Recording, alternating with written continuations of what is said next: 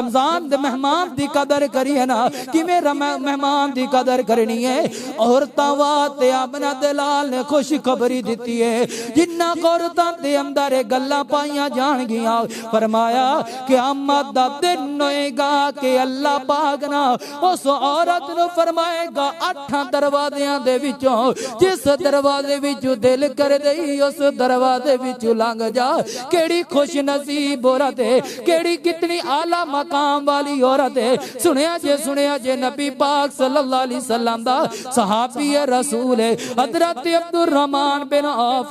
रज़ी अल्लाह तआला नु बयान करदे ने, नबी पाक सल्लल्लाहु अलैहि वसल्लम ने फरमाया इदा सल्लतिल मरअतु खमसहा वसामत शहरहा, फरमाया कि जेड़ी औरत 5 नमाज़ां पढ़दी है, 5 नमाज़ां अदा कर दी है, फिर रमजान नो पांदी